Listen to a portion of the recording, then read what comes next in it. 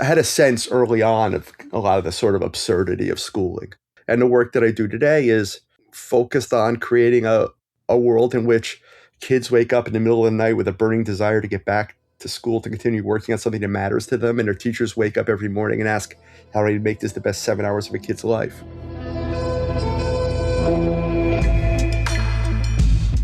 Hello and welcome to the Human Restoration Project podcast. My name is Nick Covington. Before we get started, I wanted to let you know that this episode is brought to you by our supporters, three of whom are Brandon Peters, Kevin Gannon, and Corinne Greenblatt. Thank you so much for your ongoing support. There's a quote from the great conservationist John Muir that goes, "When we try to pick out anything by itself, we find it hitched to everything else in the universe." Well, my guest today, Gary Steger, has been working in education since before I was born, and I turned 40 this summer. So the sense that you get talking to Gary about teaching and learning is that when you try to pick out anything by itself, you find it hitched to everything else in the universe. Gary's been prolific as an author and educator. If you pick an issue today that's controversial, I probably wrote something about it 20 or 25 years ago. And as the line in his official bio reads, quote, "When Jean Piaget wanted to better understand how children learn mathematics, he hired Seymour Papert. When Dr. Papert wanted to create a high-tech alternative learning environment for incarcerated at-risk teens, he hired Gary Steger." End quote. This work was the basis for Gary's doctoral dissertation in science and mathematics education. Since then, he's worked across several continents, collaborated on a project that won a Grammy Award, and led seminars and taught students in Reggio Emilia, Italy. In this conversation, Gary shares the defining experiences of his education as a student and how those shaped his values as an educator. We talk about today's pedagogical authoritarianism and its contrast to Reggio Emilia, his optimism about reclaiming the role of technology in education, and ultimately reclaiming the art of teaching. If you've ever heard Gary speak, you know he's a compelling storyteller. And I found myself in this conversation like a kid at story time, awed at the wealth of energy, wisdom, and experience that he brings to our collective endeavor. This could have easily been a 3-hour episode, and part of keeping the runtime down was editing out a lot of my active listening interjections to keep up the flow of Gary's stories. We're proud to have hosted hundreds of hours of incredible ad-free conversations over the years.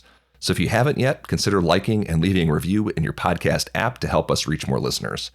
And of course, you can learn more about Human Restoration Project on our website, humanrestorationproject.org, and connect with us everywhere on social media.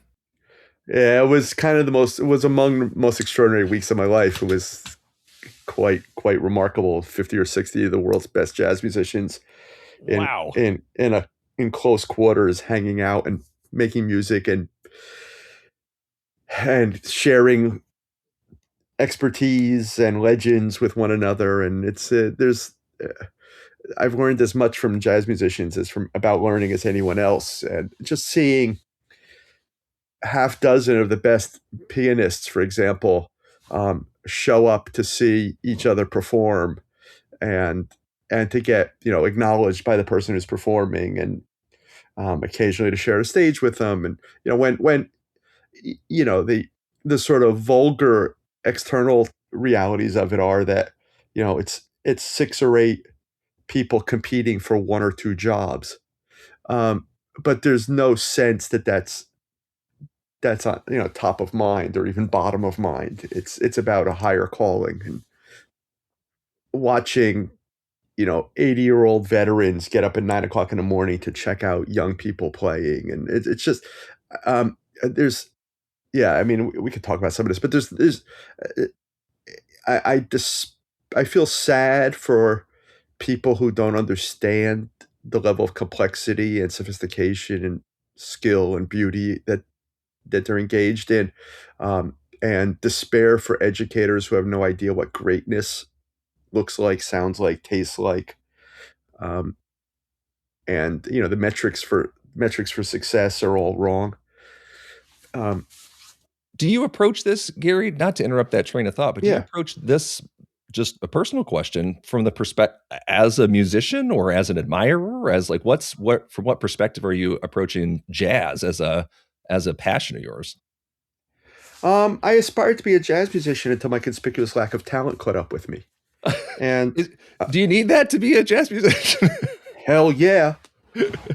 So one of the great old masters used to refer to, jazz musicians as being the most intelligent, people on earth. And it's probably true. Um, what they know and what they can do and what they can know and do simultaneously is extraordinary. And I'm humbled by the audacity and arrogance of a teenager or young 20-year-old me who thought I was capable of doing it. The enormity of it is just overwhelming. But a lot of my, I worked on a project that won a Grammy Award, and a lot of my friends are among the best jazz musicians in the world. And I spend all my disposable income and time spending as much of it as possible in the company of great artists. I mean, it certainly seems like, coming full circle back to that then, but going back to the beginning of that, what sort of bent that trajectory for you from seeing yourself as aspiring musician to what? Was it a deviation to jump off into education technology and specifically the work that you're doing? Or did you just see that as a shift in applying the same interests and talents that you had? Well, I was a public school kid. I grew up in northern New Jersey, about 23 miles west of New York City, and my schooling experience was pretty terrible, with a few exceptions. One exception was, despite how horrible it was at any given point, there were always teachers I could hang out with. And early on, a couple of them were music teachers. I was very close to my high school music teacher, who was fairly ridiculed and often despised by others, and who I think now, with what I know, was extraordinary in what he did. Doesn't mean he wasn't crazy, but he was an extraordinary teacher, who took an interest in me. And then um, I went to high school and um, had two music classes a day for my first 3 years of high school, and three music classes a day my senior year. Both of my instrumental music teachers in high school were working jazz musicians. The first concert I ever attended, the first musician I ever met was the great Thad Jones, who played at my high school when I was 13. Um, NEA jazz master and guy who lived to almost be 100 and was performing the entire time. Roy Haynes, who had about a third of American musical history in his body, played at my high school. And around the age of 12, I got interested in composing music and jazz and programming computers. And I did all of those through high school. And, we all wanted to be a member of Art Blakey's Jazz Messengers. And if anyone managed to find photos of me wearing a dashiki with my friends, it might cause some problems today. But that was the trajectory. My peer group and I wanted to be jazz messengers. We wanted to play with Woody Shaw. We wanted to, um, you know, be post bop musicians. Or be an art ensemble of Chicago, and I played in a local college Latin jazz band. My senior year of high school. It was a funny story that was, um, also talks to the sort of kindness and empathy and creativity of great teachers as well as great artists. And I had a scholarship to Berklee College of Music, where I went for a year, and then I transferred back to a state school in New Jersey, which had an incredibly fine jazz program, where I went to concerts every Sunday while I was in high school, and then ended up at Rutgers University pursuing it for a while. And I don't remember a a moment where I decided that the world didn't need any more bad trumpet players. Um, but I did make that conscious decision, and I stopped playing and became an elementary education major, and I eventually got a degree in elementary education. Wow. The- Being inundated, I in the music scene, your education background in it, and the experience of it. In those first years as a elementary educator, how did that translate or transfer? Or what values did you bring to the classroom when you first stepped into it? Well, I always had a teacher I could hang out with as far back as I can remember, like about third grade. Um, And despite the fact that I hated school, I would often stay after school to hang out with with an adult who was interesting. And I often say that the best thing teachers can do is be interesting adults. Um, and when I was in junior high, I learned to play tennis from my band director who ran an intramural tennis, class, and I took private lessons from him over the summer. So I had a relationship with a teacher outside of school. He came to my bar mitzvah, and these are little things I don't talk about very often. But there were teachers who were human, even the ones who were actually torturing me. We helped get a class approved in my high school called Jazz Improvisation, where Wednesday through Friday we played small combo bebop, post bop, hard bop, jazz, um, and Monday and Tuesday we did listening, history, and theory. And I remember distinctly spending a lot of time on Sunday nights on the phone with my friends discussing what record we were going to bring in to talk about in our class. So, in essence, we were setting the curriculum for the course while we were students in it. So, I always had that kind of interest. And at the same time, I had fallen in love with programming computers because at seventh grade at Schuyler Colfax Junior High School in Wayne, New Jersey, Mr. Jones taught a computer programming class that was required of every seventh grader in 1975. And the expectation was you would learn to program in 9 weeks. And this was not gifted and talented or special education or at risk or college ready preparedness. This was in the rotation between baking a souffle and making a tie rack. A smart adult got a hold of some hardware and said, "Here, kids, see what you can figure out. Lock up when you're done." And I spent a great deal of time programming through high school. And then because I was told I wasn't good at math, I was told I shouldn't or couldn't study computer science. And I graduated high school in 1981 and thought, well, that computer thing was kind of interesting, but it was, kind of a boyish pursuit because no one will ever actually have a computer. And a year later, I was running one of the first computer programming camps for kids in the world and had a staff and a budget and was considered senior administration at a 50-year-old family-run day camp. And then soon after that began teaching teachers professionally. So I did a lot more teaching of teachers than I did of being in a classroom, but I've worked in hundreds of schools around the world. So it's a circuitous way of saying it was always kind of an introspection. It was always a thinking about thinking. It was always, I wasn't very fond of school and it wasn't very fond of me. But there were instances where I was thinking about what was going on. And I think in a kind of deep way that's fairly consistent with what I now know and do.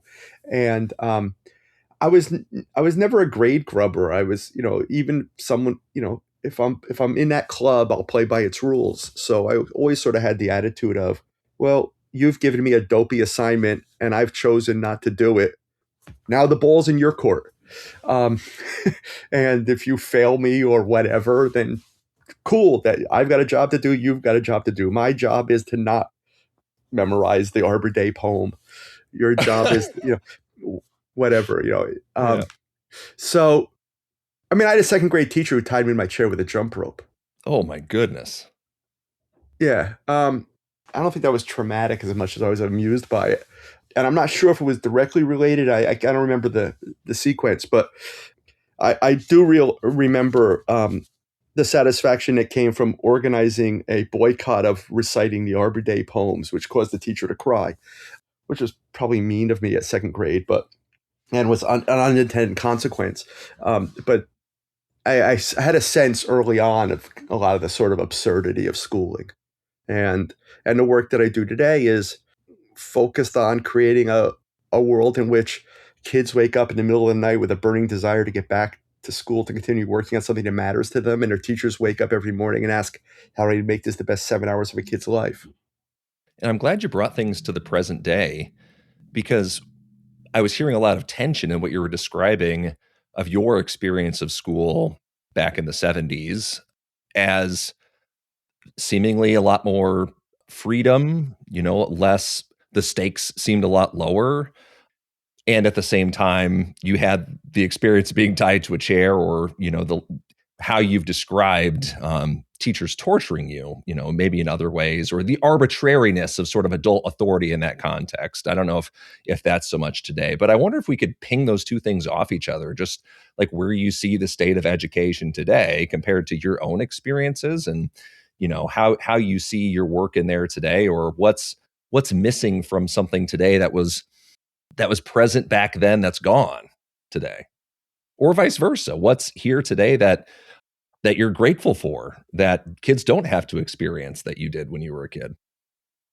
A lot of my work today is focused on reanimating the art of teaching. Yeah. I think what a lot of schools are facing today is a rise of pedagogical authoritarianism. This remarkable certainty that we know how every child learns. They learn X things at Y pace in Z sequence, and any deviation from that is malfeasance. And teacher agency has been removed. There's no teacher agency. There's no student agency. Um, and there's this agency spiral of we remove discretion from teachers, so their teaching becomes more automatic and systematized and rote and standardized, and then the results suffer, and we respond to that by removing more agency from them, and it keeps getting worse and worse, and we're left with this um, fraud called the science of learning, which is neither science nor learning. And when I became an elementary school teacher, we had to learn how to teach art and music and phys ed and science and math and history and make connections between them, and organize classroom centers and use manipulatives and inspire project-based work. And in the state of New Jersey, until the mid-1980s, it was required to play the piano a little bit to get a teaching credential. And then around 1985 or 86, around the time of Nation at Risk, and this happened everywhere across the globe, and no one else talks about it but me. I'm not saying that arrogantly, but it's extraordinary, the conversations that aren't being had. The art of teaching was removed entirely from teacher education programs, and all that was left was curriculum delivery and animal control. And so a lot of the work that I'm doing today is rooted in, the best intentions of people who become teachers, who want to make school the best 7 hours of a kid's life, who want to be surprised and delight in the company of nutty kids and what they're capable of doing, and not teach the same thing over and over again for year after year, who just haven't had the experience. You can't do what you haven't experienced. The biggest idea in all of my work is from Piaget, that knowledge is a consequence of experience. There's no substitute for experience. And almost every problem that one encounters in education can be explained by an absence of experience or an impoverished one being provided when a real one is readily available. So there were kind of three main experiences as a student that I think shape a lot of my thinking. One was I had a social studies teacher named Bob Prail in seventh grade. I don't think I was alone in knowing intuitively that Prail was on our side, and that because of that, the system didn't like him very much, and we might have to do something. We might have to march to save Mr. Prail's job. The social studies textbooks never appeared, but we spent our own money to buy copies of Uncle Tom's Cabin, and we made a film about it. And one of the other classes read Upton Sinclair's The Jungle, and they made that film. And kids were reading real texts and investigating real history and engaged in real, being historians rather than being taught history, and making film and, all this sort of stuff that people are gobsmacked about today. And there were signs that the system didn't like Mr. Prail very much. Like every time the bell rang, he had to pick up all his belongings and go to another classroom. Other teachers had their own classroom, just not Prail. And that was their subtle way of, I think, sticking it to him. And he was there for about 40 years. And right before he retired, I flew cross country to surprise him and to thank him. And I walked into his classroom, and he introduced me to the kids.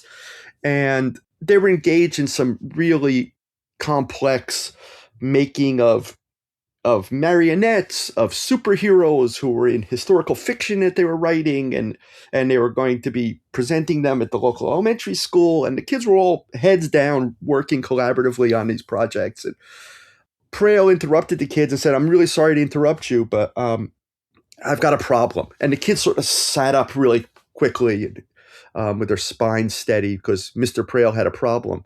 And he said, "The problem is, I love the project you're working on, and I appreciate that you all bought a copy of Elie Wiesel's novel Night about the Holocaust. Now we've been reading that. I've been really impressed by the maturity of the discussion we've had about the book.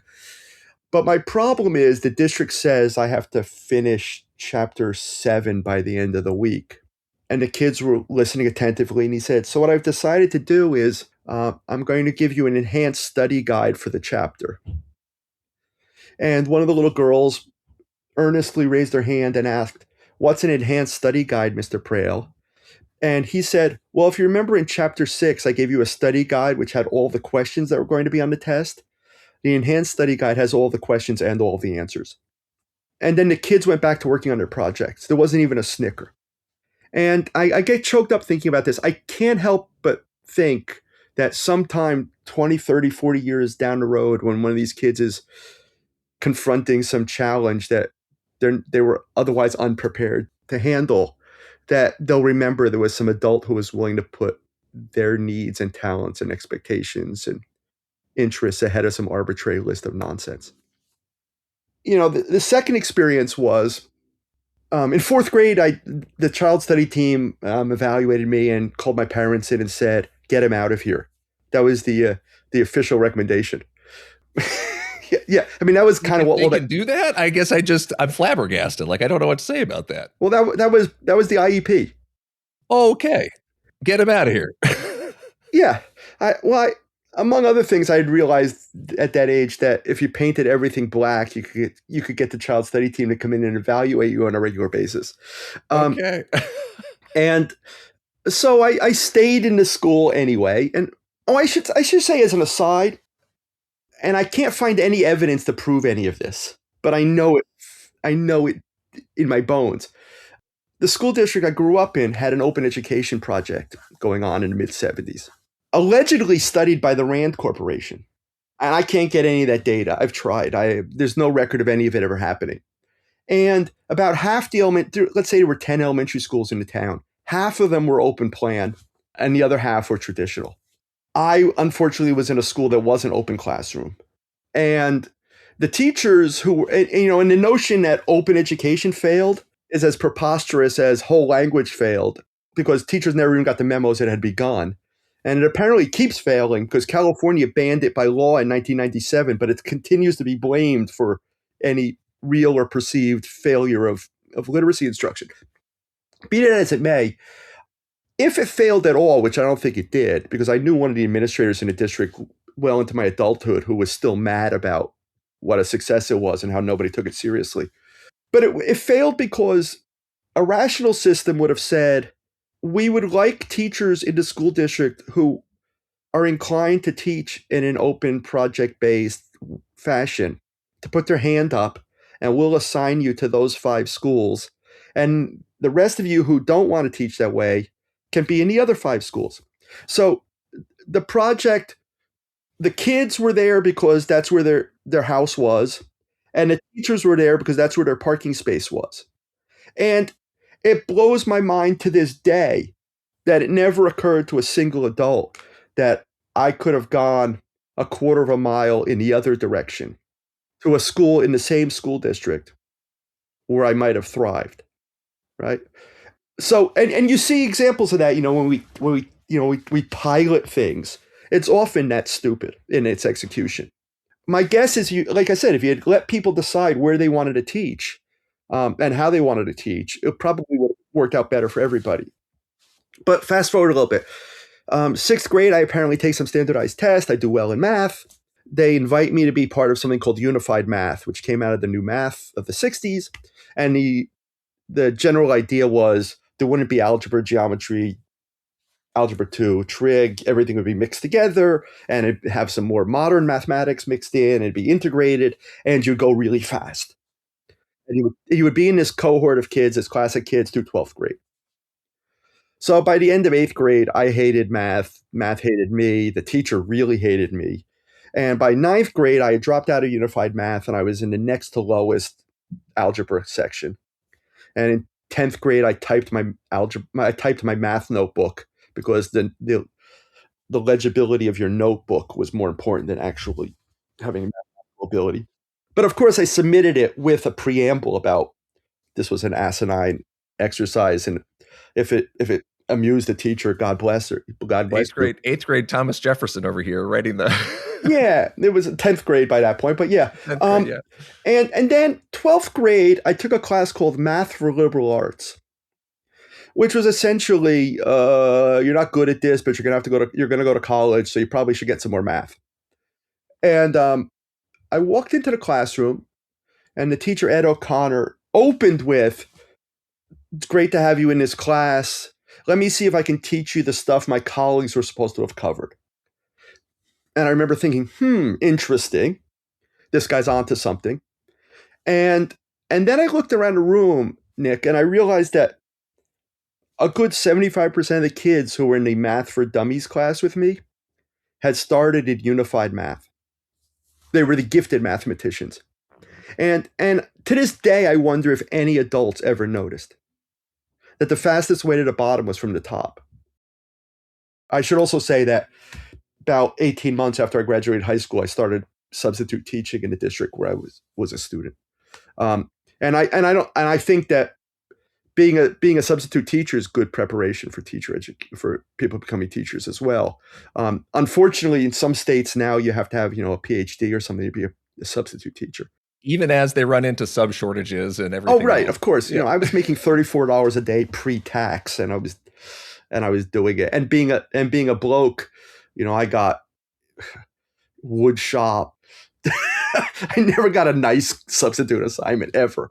But I often, when I hire teachers, when I've been in a position of hiring teachers, if I see worked at a summer camp, that moves the CV to the top of the pile as well, because those are the folks who are in it for the right reason, who, when they're told to stand with 27-year-olds for 4 days next to the ping pong table because it's raining out, and can find some way of entertaining and keeping the kids productive and spending time together.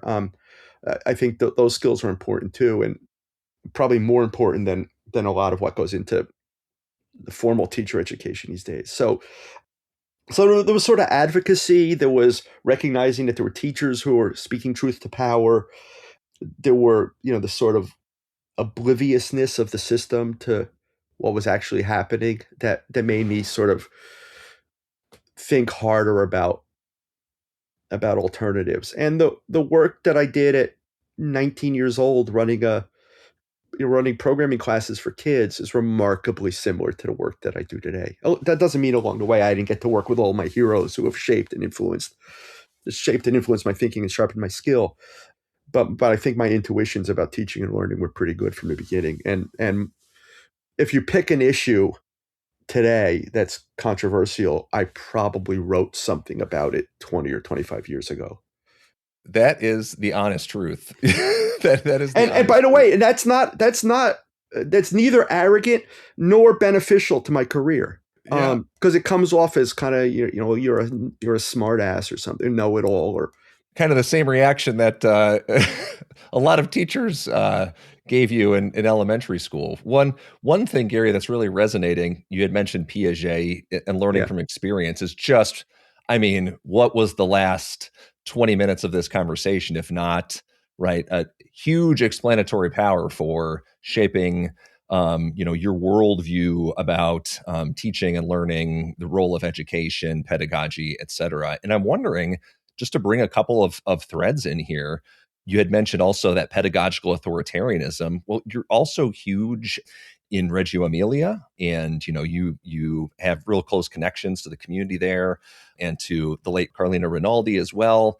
I'm wondering if you can speak to how does your life intersect with Reggio Emilia, and maybe how does that intersect with that issue of pedagogical authoritarianism? Because those are diametrically opposed, I think.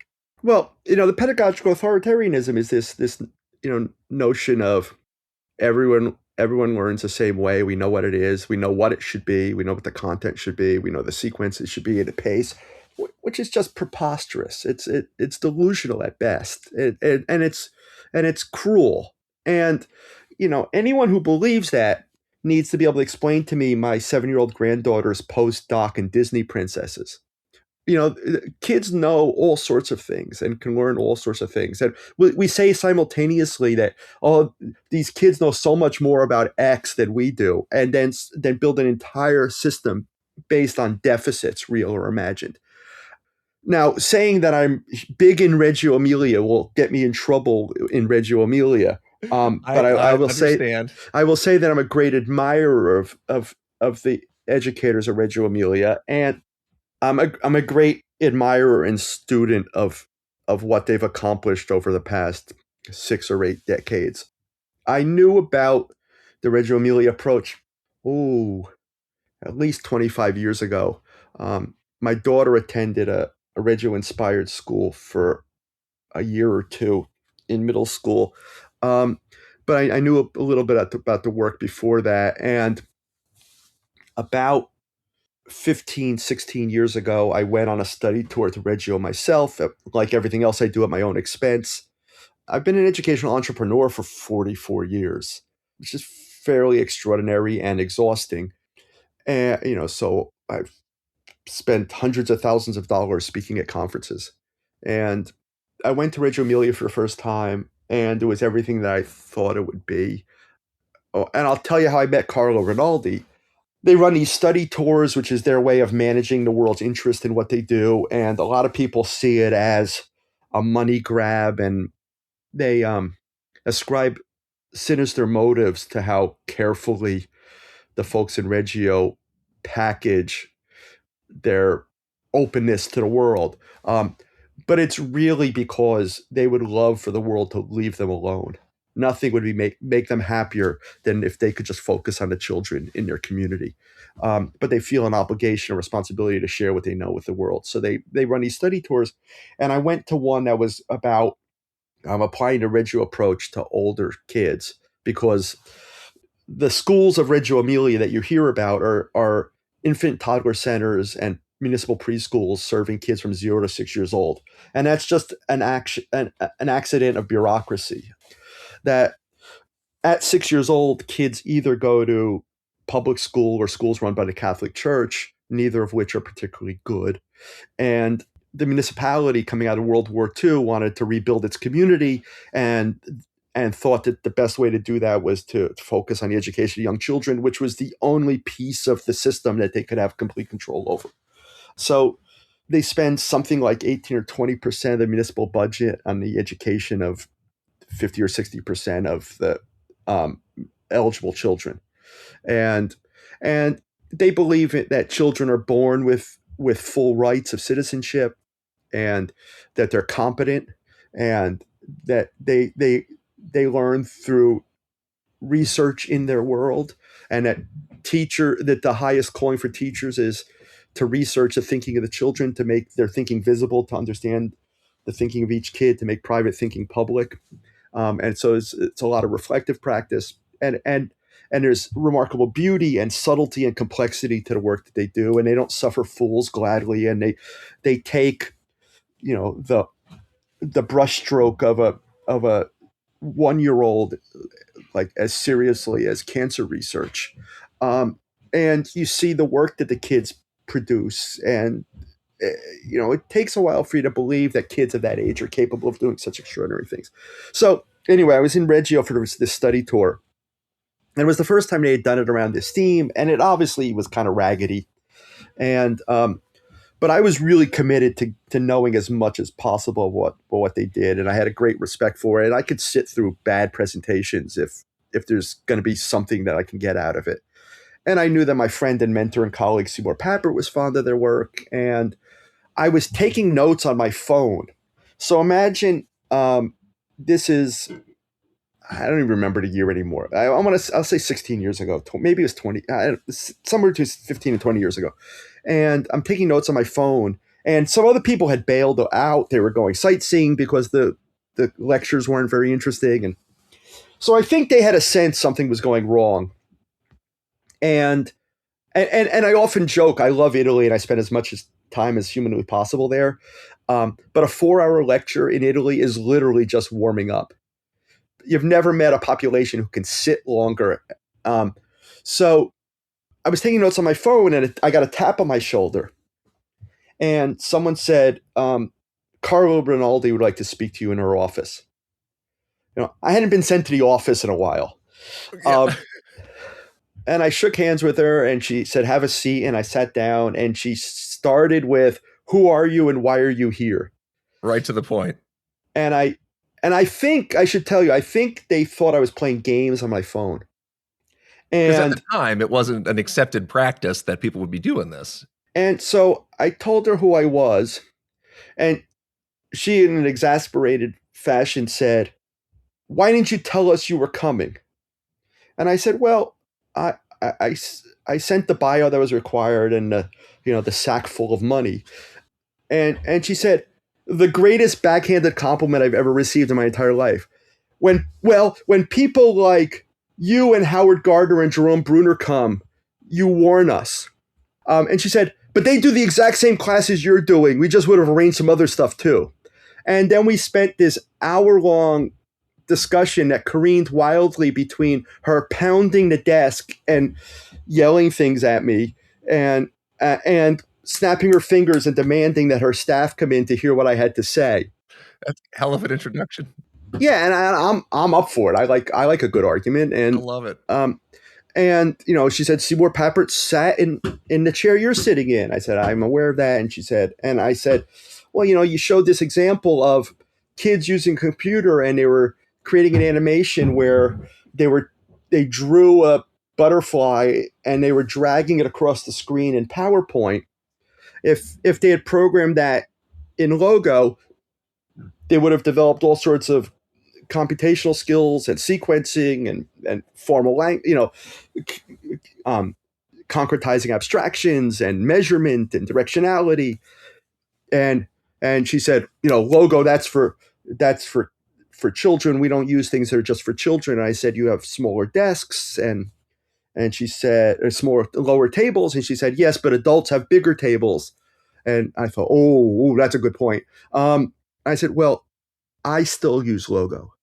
And it was sort of ended, and I maintained the relationship through. And then I got Leila Gandini, who was the official ambassador for the Reggio Emilia approach to North America, to come to 2 of the Constructing Modern Knowledge Summer Institutes that I organized. And the first time Leila walked in and saw the purposeful bedlam of people working on all sorts of insane projects with cutting edge technology and craft materials and everything in between, and looked at me and said, okay, I get it.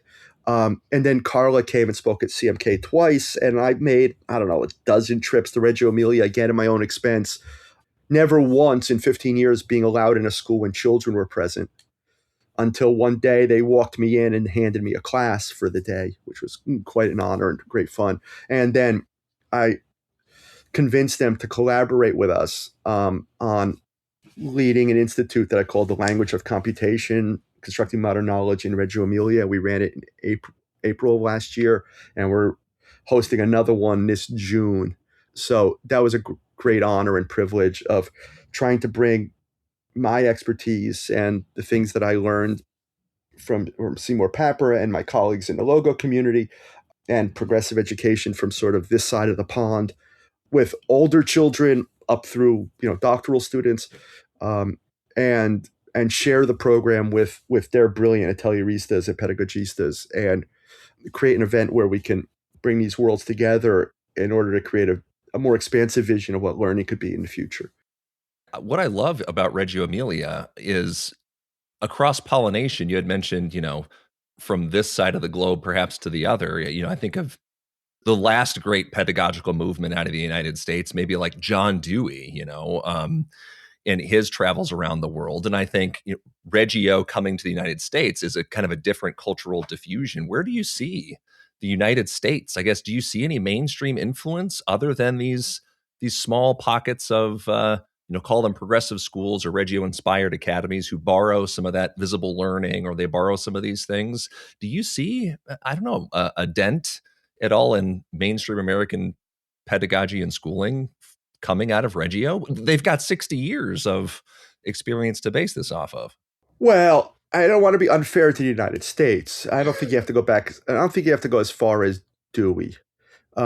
We had Deborah Meyer and Herb Cole and That's Jonathan very fair. That's Kozel very fair. and Lillian Weber and Lillian Katz and David Perkins. And a lot of those folks either were connected to Reggio in some way, formally or informally, but they're mutually influential. In fact, I had to bring to Reggio a book that's been recently translated into English and published in the United States, where Loris Malaguzzi, who is the father of the Reggio Emilia approach, it's a collection of transcriptions of conversations with teachers about students' work and students' thinking.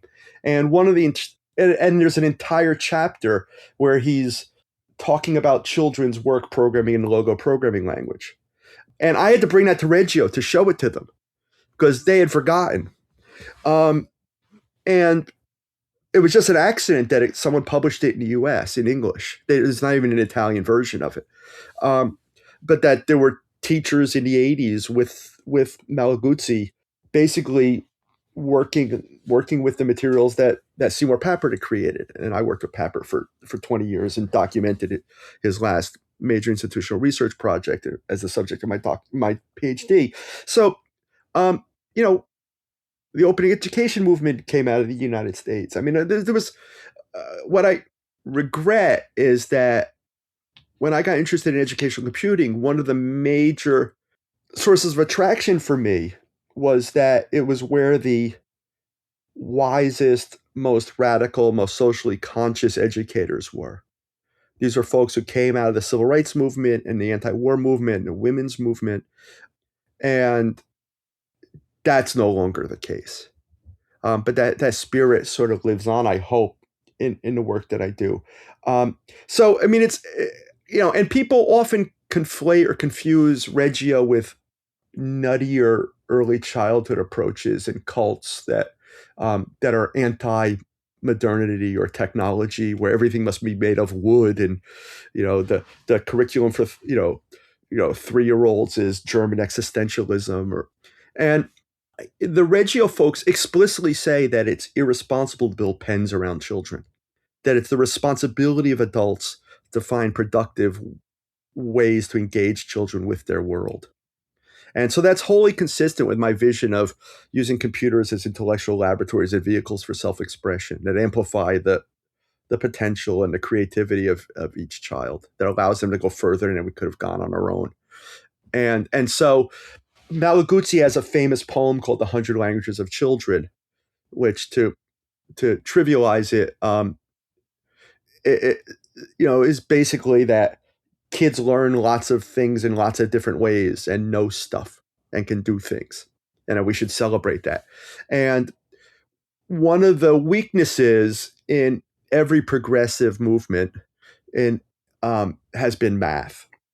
And it was, one time I was kind of teasing Seymour Papert. He was lamenting the state of mathematics education. I said, come on, Seymour, you're just fetishizing math because you have a couple PhDs in it and you love it.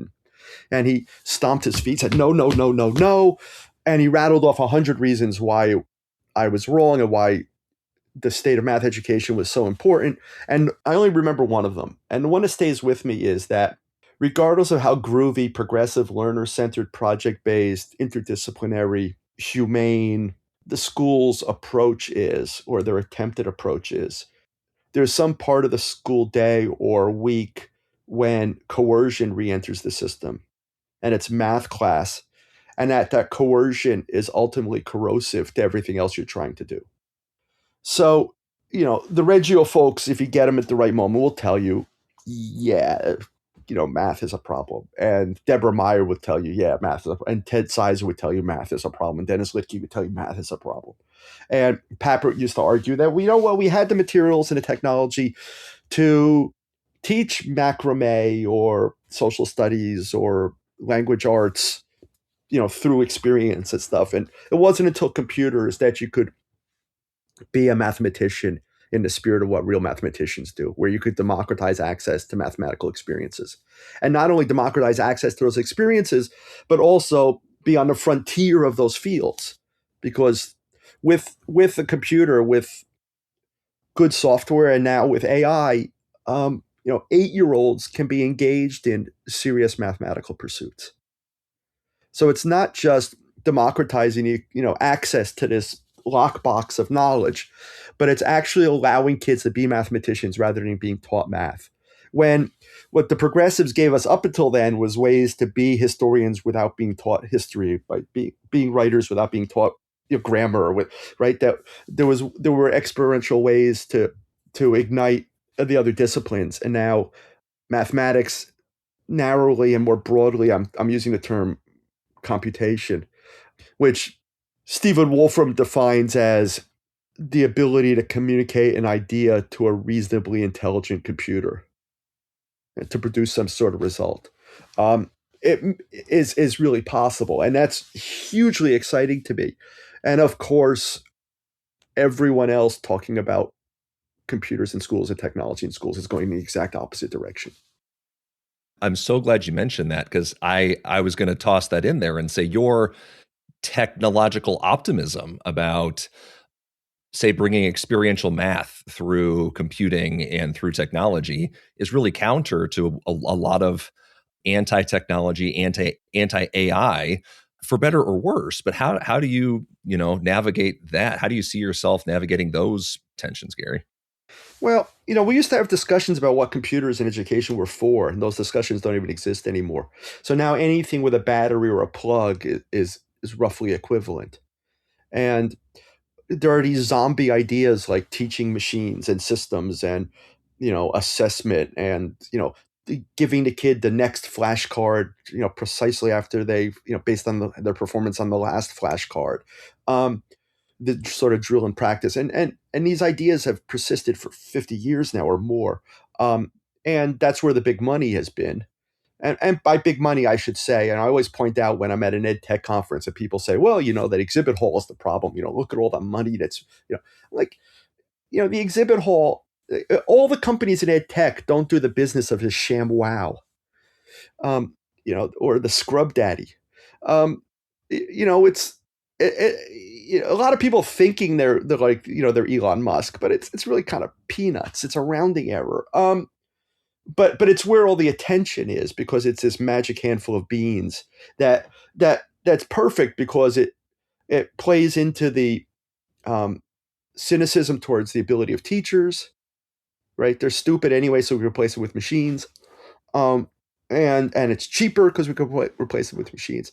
And it's fundamentally different from the way in which I use computers to, like I said, to amplify the potential of each kid, to have them not just learn the things we've always wanted to teach with greater efficiency or efficacy or comprehension, but to do it and know things that were impossible previously. Now, if I interrupt real quick, please. Gary, that optimism, and that's something that I read and hear going back to Papert as well, right? And the promise of these machines. So there's been one version that we're talking about that seems to be like a corporatized, this is the marketing pitch, right? That's the panacea. It's going to solve all these problems and save you money in the process. But you're not approaching it from that perspective with technology, right? The pedagogical ambitions of technology. How do we, I guess, reclaim like the pedagogical promise of computing and I don't know, God, call it ed tech or whatever, in 2026 or whatever, right? It seems hopeless almost. Well, we would solve all the problems in education if we could find a cure for amnesia. Yep. When school leaders say to me, if only we knew what to do, I said, swing by my house. I have a few thousand books I could lend you. Any one of them would tell you what to do. We've just chosen not to. Whether it was Bob Taylor's book in the late 70s, Computers in Schools, Tool, Tutor, 2T, where he made the distinction between the way a computer could be used, or Seymour Papert's distinction that I wrote about in our 20 Things to Do with a Computer Forward 50 book, where he said the computer can be used to benefit one of three constituent groups: the system, teachers, or learners. And the greatest return on investment, obviously, is benefiting the learners. That you can say, well, sure, an interactive whiteboard is really is based on its metaphor as classroom as theater, teacher as actor, computer as prop. Um, you could say, sure, in the hands of a creative teacher, that might be able to be dragged slightly in the student-centered direction. But more often than not, the best example someone could come up with is we let the little kids at the board, which just means that you're replacing one teacher with another, that it's still teacher-centric. So we don't even have those discussions anymore. And when it comes to AI, it's really interesting because, again, this is a discussion that I haven't seen in the science or tech press, but I think it's worth investigation. Like in jazz, like in hip hop, I think there's an East Coast, West Coast rivalry in AI. That a lot of the AI was developed by people like Marvin Minsky and Seymour Papert, Roger Schank, folks on the East Coast, primarily centered at MIT or adjacent, who talked about, Papert said everyone needs a prosthetic. Both of us are wearing eyeglasses. No one accuses us of cheating. We use technology every day to go about our lives, to level up, to overcome, challenges or obstacles that previous generations would have had to contend with. And Hal Abelson did a podcast recently where he was talking about computational making, and I've done a lot of work around learning by making, and and my frustration has been that the maker movement gave us the ability to make things with bits and atoms, meaning you can make actual things, or you can make things in code, or you can make things with code that would add intelligence and interactivity to physical objects. But 15, 20 years into the maker movement, we've done a lot of cutting up of cardboard and pool noodles, and we've left the bits behind again. And Hal Abelson reminded me in this podcast that in the early 70s at MIT in the Artificial Intelligence Laboratory, they were talking about computational making. And their unofficial motto was computers are for children. And they were interested in Piaget because they thought if they could understand the thinking of children, they could teach computers how to think, and then realized that if children could teach computers how to think, they would reinforce their own thinking and become better thinkers.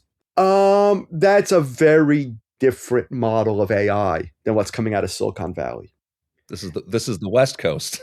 Yeah, yeah. So it's Art Blakey versus Chet Baker. It's Biggie and Tupac. I mean, I think there's something there. I think there's a different, no one at MIT thought they were going to get rich on it. They just thought it was good for humanity. I think we know which one's winning the fight right now, Right, right? right. And I wish, but for the educators who are concerned that this is going to murder us all, they've got a choice, and they can go back to the original stuff, and they can read The Learner's Apprentice by Ken Kahn that we published. Ken has been working at this stuff since the early 1970s. And when the chatbots became prevalent a few years ago, he did what any rational, competent adult or educator would do. He said, I wonder if there's anything here for me. And he started mucking about with it, and discovered all these cool things he could do, and then started sharing projects. And I said, hey, Ken, you want to write a book? And we published his book. And the subtitle, it's, The Learner's Apprentice, AI and Amplification of Human Creativity, because it takes that approach. I wish I'd had more time and had been clever enough to talk to Marvin Minsky more about this, but he was arguably the father of artificial intelligence. And before he passed about 10 years ago, he was quite melancholy about the state and nature of AI research.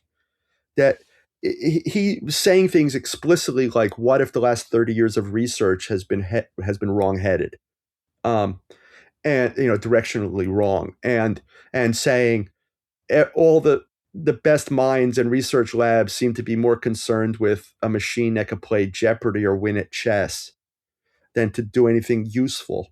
And I mean, one of the real practical examples, banal examples he used to use is when 3 Mile Island melted down in the 70s.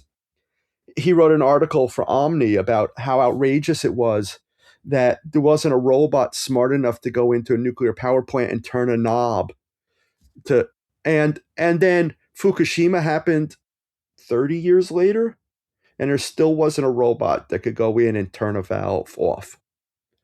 But you know, we can, we can take the clothes off dead ICE victims, right? Or mine for crypto or something, right? Like Yeah, all the computing power of the world to yeah, run a lottery system, a random yeah, number and generator. right, and so, when I've had some experiences with kids where, I was working with a school, Westbourne Grammar in Melbourne, Australia, and this was 2 years ago. They had a seventh grade AI club, right? Again, AI's hot. Let's see if there's anything to this. Let's have kids come in on their lunch hour and they'll play with it. And and I was showing the kids this number theory problem that I was playing with, and very quickly they started using the chatbots to develop software to solve the problem or to produce data, and they were being mathematicians, and they got really far down the path in about 45 minutes or an hour, and it was quite impressive. And then um, the next night I was running a family um, microbit workshop, the little programmable microcontroller you can use to build robots and smart machines and things. And I was running this workshop for like kindergartners through 12th graders and their parents and all strangers. I had no idea about, there were no prerequisites. I had no idea about prior knowledge. And I love doing that stuff because when parents can see through the eyes and the hands of the screens of their kids what's possible, they want a different educational diet for their children. And it creates a model for the schools that I'm partnering with about what good teaching and learning can look like. And they see the level of excitement um and the importance of good prompt setting and a and my ability to prepare the learning environment, and it's something consistent with the Reggio Emilia approach as well. And his kid showed up, and while I was setting up, and he was one of the kids from the AI club, and I said, yeah, we're going to be using make code, and he interrupted me and said, can I program this in Python? I said, come on, Luca, it's like I've got like all these crazy people here, and it's Python's a bag of hurt, and I can't help you if you get into trouble. And and he's like, no, I prefer Python. And I said, fine. What? I don't argue with kids. Literally I don't argue with kids or doctoral students. I don't want to do that assignment. Okay, cool. And when I worked in a prison for teenagers, if you read a book, we'll have a luncheon where you can invite a friend and we'll bring in pizza or Chinese food and discuss the book over lunch. And if a kid said, I don't like speaking in front of others, cool, don't come. And in every single case, every single kid participated. Anyway, nothing beautiful is forced, and love is a better master than duty. And so I said, okay, use Python. And then as I was walking away from the kid, trying to run this setup for this workshop, I said, where'd you learn Python? And he said, in your class yesterday. And I'll say it again. I don't know how to program in Python. So that's just how good I am as a teacher. No, not to pat yourself on the back. Yeah, I had a little assist from AI. Yeah. And so he fully, just like a 4-year-old sees themselves as a fireman or an astronaut, he saw himself as a Python programmer. Half the battle. And that's because the AI would give him code in Python, and if it didn't work, he knew enough about computing to be able to make sense of what was going wrong, and he could communicate that to the system, and he gets some new Python code. So therefore, he was a Python programmer. So I think I'm terribly excited by the things that I've been able to get accomplished with AI. At the most mundane level, I wouldn't accept a piece of student writing that wasn't touched by AI. Every single interview, book, treatise, essay written by an accomplished writer on writing says, hey, smartass, you're not as clever as you think you are. Get a good copy editor. And at its simplest level, Claude or ChatGPT or Gemini are really good copy editors. And 30 years ago, I announced, don't you ever ask me how to spell a word or what it means, because you have the ability to answer that question for yourself. And now it's just a exponentially greater level of that. I have professional, very accomplished friends who, if they have to write something, they run it by me, and they run it by me because I'm a pretty good writer. So now everyone has that access. I've been friends for almost 40 years with the great illustrator, children's book author, animator Peter Reynolds, and Peter was worried about what AI was going to do to art, and there's plenty of reasons to worry about the commerce side of it. But I reminded him that one of the most joyful experiences of my life was sitting next to him when he worked at Tom Snyder Productions, and he was generating their monthly print newsletter that they used to, photocopy and send to all their customers. And I would sit next to him and give him funny ideas for things to draw in the margins of the newsletter. And I said, and I've been lucky enough knowing you so long that when I desperately need a logo for something, I can prevail upon you, one of the great commercial artists of our time, to do something for me without compensation. But not everyone can do that. Not a, and so I don't bother him nearly as much anymore because I can get the AI to do something fairly reasonable for me when I need a logo for something. Do you think then, Gary? Sorry. Do you think then about, because I've heard a lot of concerns from teachers on the ground. I've had them on other episodes of this podcast. Do you think that their concerns, I don't know, are unfounded, or where do you think that those come from, or how could I'm stuck in the middle of this, There's right? some Of people. this tug of war. I don't know how to resolve everything that I'm feeling about this. Well, I think both the hype and the hysteria Okay. associated with AI is problematic, and I find the level of gullibility to be really corrosive. I've seen plenty of fads come and go in my time. I've never seen anything where everyone's LinkedIn bio changed overnight to expert in AI and education, and it's extraordinary to me because AI is clearly a science, and it would be like people announcing that they were neurosurgeons or geneticists or biologists or geology. It's preposterous to me. So the level of grift is really shocking, and the number of people falling prey to it, taking leave of their senses, is quite extraordinary. So there's that, and then there's people who are concerned with loss of control and they want to catch kids cheating and all that stuff. And I'm really sorry that job at ICE or working at the county prison wasn't available to you. Maybe you should rethink your vocational objectives. But that's a very tiny minority. I, I go deeper, and I don't see this stuff as being. I just see AI as amplifying this or making it a little bit more acute in some ways. Um, but we should be asking the question of why are the students doing that for everything you ask them to do. I had an encounter with Seymour Papert where he said, "What are you thinking about doing with the kids next?" And I said, "We're thinking about doing some geography." And he shot back, "And what can they do with that?" And I was kind of taken aback. And he said, "I didn't mean to startle you, but anything you ask the children to do should have the reasonable likelihood of leading towards the construction of a larger question or a deeper theory."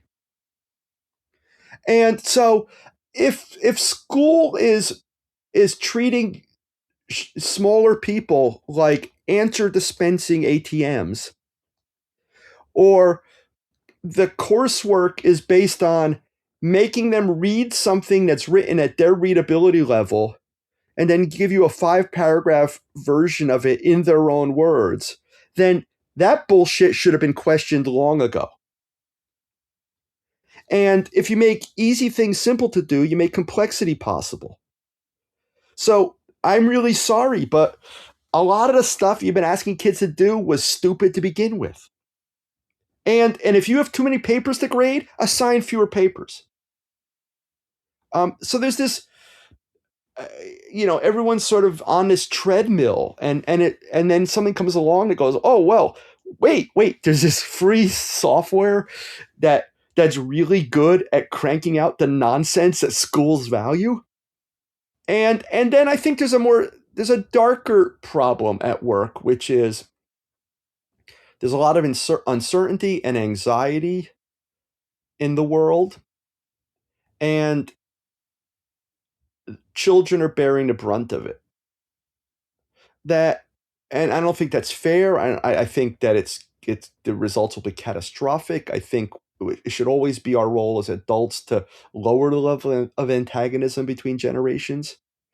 Um, but first they came for the cell phones. In New York City, this is the third cell phone ban. I mean, I talked about amnesia before. I'm not joking. I've written about it 3 times now. I don't mean like 3 weeks in a row. I mean like 10 years apart. Yeah. And the first time they banned cell phones, overnight there were vans that pulled up in front of the poorest schools in New York City and charged poor children $5 a day to hold their phone. And I mean, overnight that emerged as a cottage industry. And again, it's like blaming an inanimate object for for lack of engagement, or for the fact we don't have any books, or the curriculum's boring, or I'll give you an example. The school Westbourne I was working at in Melbourne, I like to do things like teach 240 seventh graders for an entire day, me and 240 kids, and then the next day do another 200 eighth graders, and around physical computing or number theory or computing and design, and again, to create models for teachers that things need not be as they seem. And at the end of a day of working with 200 plus eighth graders, a kid came up to me and said, "Sir, can I get a selfie with you?" And I said, "Sure." And they took a selfie with me. And then another kid asked, and a few of them got selfies. And then it occurred to me, they all had cell phones. They all had cell phones all day. It was never an issue. Just like, my doctoral research was based on creating a multi-age, constructionist, alternative, project-based, creative, learner-centered, technology-rich learning environment inside a prison for teenagers, the state prison in Maine, where they were being accused of torturing children. And it was Seymour Papert's project. He was tricked into it by Angus King, who said he wanted to create models while learning could look like for the future.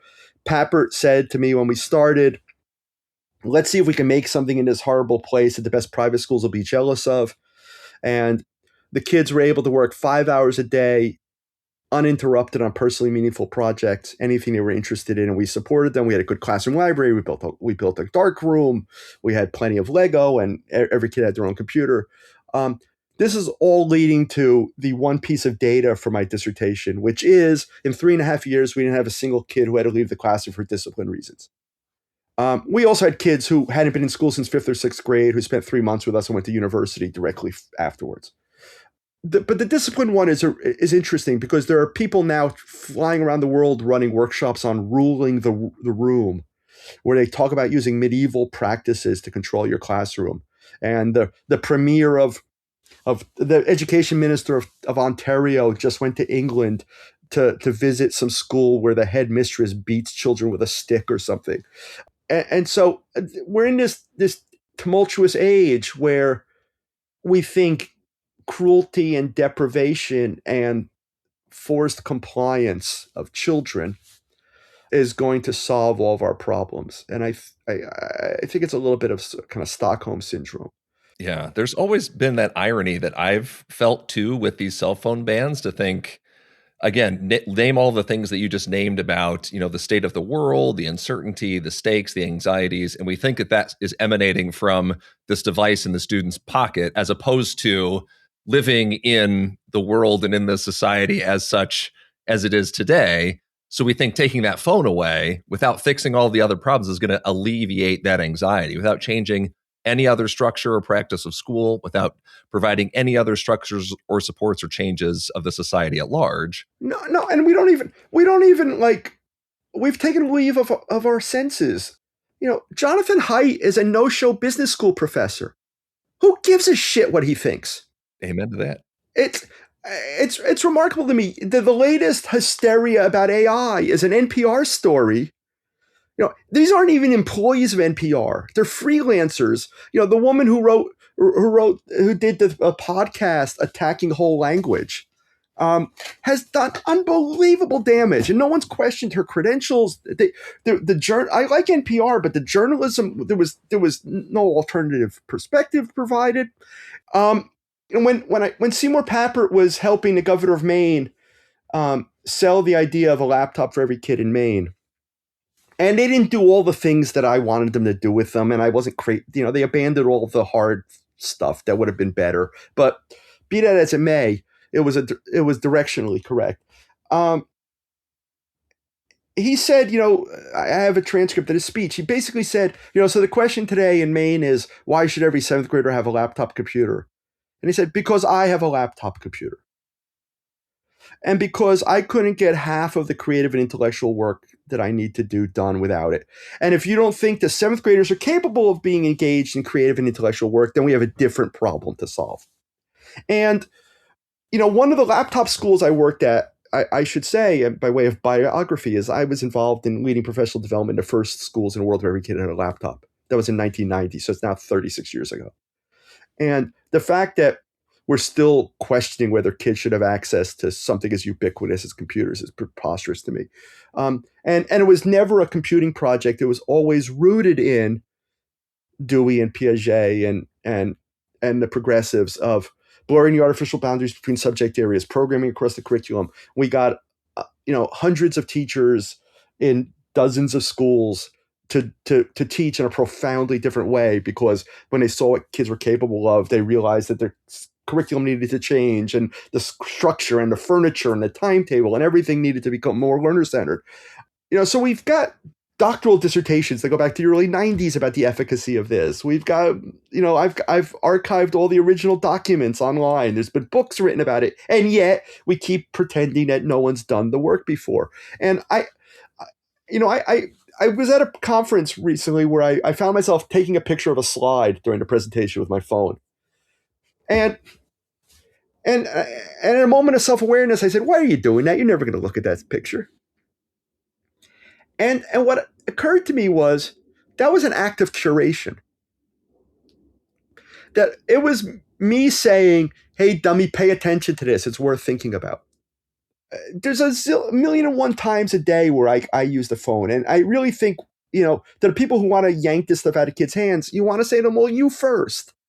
And you're not protecting them. And it's our role to find constructive ways to engage them with this stuff. And it's okay to say, hey, jerk, put your phone away. And I have colleagues who, when you get on an airplane or you walk into Carnegie Hall, there's an announcement, and then there's sanctions for disobeying it. I'm cool with all of that. And we also ought to be able to differentiate between a computer and social media. And if we think that social media is really the problem, then we should legislate social media. But there's a fundamental and profound difference between the way a parent uses an iPad to pacify a kid in an IHOP and the ways that I use them with kids to create software that solves a problem that perhaps you're the only person in the world needs, or allows you to collaborate with one of the world's great composers or astrophysicists or computer scientists. I think I will have to I have a lot to think about as a result of this conversation, Gary, from start to finish. I appreciate you as do you have kids? What's your concern? I do. How old are they? They're 11 and 7. Okay, so I've got grandchildren who are 7 and 9. Yeah. And I'm horrified by the way my 7-year-old granddaughter uses her iPad. Okay. Because she just watches a lot of dopey stuff on it. Yes, yeah. And however, when you leave her alone and you see her playing with dolls, her narrative sense is ridiculous. I don't understand why she likes to watch other people. She uses this sort of dollhouse software, right? Which, so it's like a world where you're moving things around and then she watches videos of people doing it, which seems meta to me and stupid, but maybe it's not so stupid.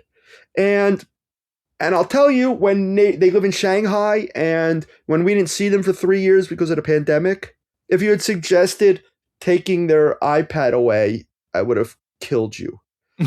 Yeah. In fact, my greater concern is that if I message my grandson or granddaughter, they don't respond. And, Australia just passed a social media ban that's so ham-fisted and broad that it might in fact be a felony for my granddaughter to send me a text message. And so, like, do we really need that? I mean, I just think it's more complicated. So it's, put the iPad down. And I still think it's play. And I watched a billion hours of TV as a kid and still played outside and was in scouts. And, I was heartbroken when I found out that Lenore Skenazy, who is, behind the free range children movement and had signed on to all of Jonathan Haidt's hysteria, because her whole métier was kids are competent. It's never been a safer time to be a child. Let your 7-year-old ride the subway by themselves. Stop calling the police on a kid playing outside. And then all of a sudden, oh my God, we're doomed. And again, if you ask the kids, most of it runs its course. I mean, I think there's a lot of concern about TikTok being handed over to oligarchs for pennies on the dollar, but I think kids have already kind of moved on beyond from it. I mean, it's not going to be an issue, I guess, a debate that we are going to settle right here. To come full circle, I've been blessed in my life through my own sort of chutzpah to be able to work with and know all the important progressive educators of my time, and blessed to spend time in the company of the great jazz musicians of my age. And I did a TED talk for a school in Germany. I've done 4 TED talks. I've hated every one of them. And the school in Germany was organizing the kids were organizing a TED talk, and they asked me if I would do it. And I said, only if you know how much I despise TED talks. And that was an invitation for them to ask me why. And, they're glib and superficial and shallow, and they're a television show without all the benefits of a television studio. They're harder to do than anything else, because they have to be short, they have to be concise and rehearsed. And I don't like to do any of those things. So the talk I said, so as long as you understand that, I'm happy to do it if you want me to. So the talk I gave was called Care Less. And the thesis was there are a lot of things to care about in life, and school isn't one of them. This was, a highly competitive international school. And I talked about how I literally have had adult educators say to me, I see on social media that you go to a lot of concerts. How do you do that? I said, oh, you got a pencil and paper? I'll break it down for you. I buy tickets and I go. How do you know all the people that you've wanted to learn from? Because I went to where they are and I introduced myself, or I sent them a letter. And those are the things those are the habits of mind that kids should have been developing all along. And, there's a slide that I use when I talk about computation and learning with technology, that, one of the gifts of the pandemic was the generosity of so many experts who were willing to share their expertise online with anyone who was interested. That he died during COVID, but before he passed, the great pianist Chick Corea practiced online nearly every day. And if you knew to leave your Facebook page open and the browser open at around midday, you'd hear, "Hey everyone, it's Chick," and then there'd be like an hour-long masterclass of watching one of the greatest pianists of all time practice. And Stephen Wolfram started doing Ask Me Anything sessions with kids about science and mathematics and technology. And he's now done hundreds of them. He's done probably thousands of hours. This is like having Sir Isaac Newton at your disposal. We talk about forever, but imagine if kids could, talk to NASA scientists. Well, they always could. They could have always put a letter in an envelope, or they could have called them on the phone, but they didn't do that. But now they have the immediacy of the internet. And you have the greatest living mathematician and scientist freely every week talking to kids. And when I wanted to use this as an example of what was possible, I took a screenshot of one of the live coding sessions he ran, and it was exploring the spread of coronavirus. And then I noticed the date on it. and it was using computational models to look at the spread of this nascent virus and map it onto a globe. Um, and it was February 2020. And I'm not going to suggest that if there had been lots of school children engaged in this activity, um, we would have found a cure for COVID quicker. Um, I would suggest that we may have had less vaccine hesitancy, or science skepticism, or maybe Robert F. Kennedy would be you know doing something else for with his time. um and so it was like sort of stunning to me that a month before the world was, before the president of the United States sort of talked about COVID, there was an opportunity for kids to be exploring the spread of this virus, with an expert using computational tools, and we're just not availing ourselves of that. But we don't have books in like classrooms, and we don't have instrumental music programs. The cure for every societal ill is more band. Um, and so there's a lot of things we're not doing, and it just seems cheap and tawdry and wrong-headed to be blaming some inanimate object, or children, for the state of the world. Just as I think it's inappropriate to build a curriculum around the UN sustainability goals. Um, why are we asking 7-year-olds to clean up your mess? It's not developmentally appropriate.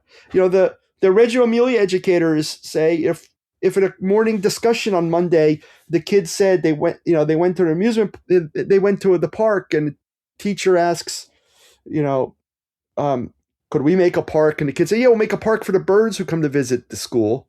And then some kid 3 months down the line says, hey, why don't we make the park an amusement park? And they discuss what's in an amusement park: water features, rides, places to eat, places to rest. And the kids immediately know what to do, and they start engineering all kinds of things to make an amusement park for the birds. The Reggio educators would suggest that they made their little corner of the world a better place, and by extension, the world becomes a better place.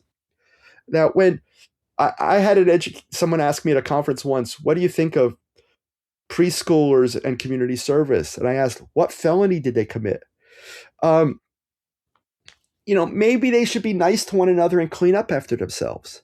That's the kind of developmentally appropriate one. So I think if you're 7, you should be making dinosaurs out of Pop-Tart boxes. That's a real project. You don't have to end climate change or eradicate hunger. Um, and now if you have the ability to make a dinosaur out of Pop-Tart boxes that can sing or dance or send a text message to your grandmother, or answer a question about birds from from a chatbot, why wouldn't you? Or dinosaurs, why would you even hesitate to deny kids that opportunity?